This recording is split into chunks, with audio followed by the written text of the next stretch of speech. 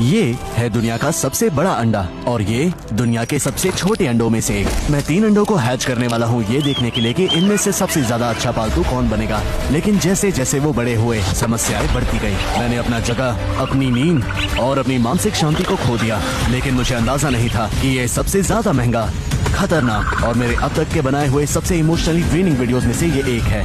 मैं अब ये और नहीं कर सकता। ये सब करने के लिए मैंने 10 शुतुरमुर्ग, 20 बतख और 100 कोयल के अंडे मंगाए। हर एक को अपने इंक्यूबेटर की जरूरत थी, लेकिन ज्यादा देर नहीं लगी और हमारी पहली कोयल अंडे से बाहर निकलने लगी। कुछ को परेशानी होती है, लेकिन अब ये सिर्फ समय की ही बात है। दुनिया बस थोड़ी और शोरगुल होने वाली है।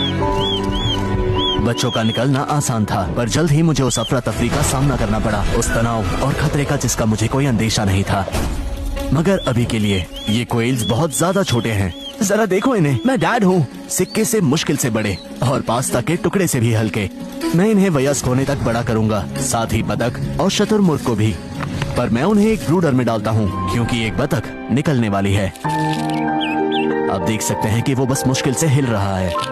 उसने हवा में अपनी पहली सांस ली। टुकड़े टुकड़े होकर खाल फटना शुरू हो चुका था और अब बस एक धागे से लटका हुआ है। दुनिया में तुम्हारा स्वागत है नन्हे बच्चे। लेकिन उसे कोई अंदाजा नहीं था कि आगे का सफर कैसा होने वाला है।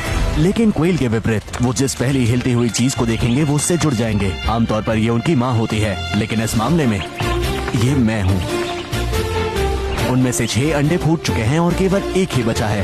वो हर जगह बिल्कुल मेरे पीछे पीछे आते हैं। ओह माय गॉड, आखिर चल क्या रहा है? उन जगहों पर भी जहाँ मैं नहीं चाहता था कि वो रहे। वो सचमुच मेरा साथ बिल्कुल नहीं छोड़ रहे थे और किसी भी इंसान को अपना मान लेते थे। पागलपन है ये। ओह माय गॉड, हाय, उसने मेरे चेहरे पर चोट मारी। लेकिन एक अकेली बतख सभी कोयल्स को मिला देने के बावजूद उनसे बड़ी होती है। उन सभी को लगता है कि ये उसकी माँ है। लेकिन 20 बतख भी मिलकर एक शुतुरमुर्ग के अंडे के बराबर नहीं है। ये देखने का समय आ चुका था कि वो जिंदा है भी या नहीं।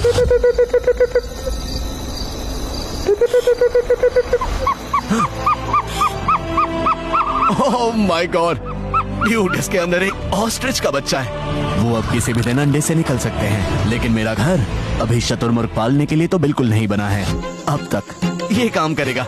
हमने बहुत सारे सामान मंगाए ताकि मैं बदल सकूं अपने ऑफिस को एक बिल्कुल सही नर्सरी में। सबसे पहले बतख को मौका मिलेगा अपने पहले घर में जाने का। आखिर तुम कर क्या रहे हो? लेकिन वो अपनी माँ के बिना जिंदा नहीं रह सकते हैं। Oh my God.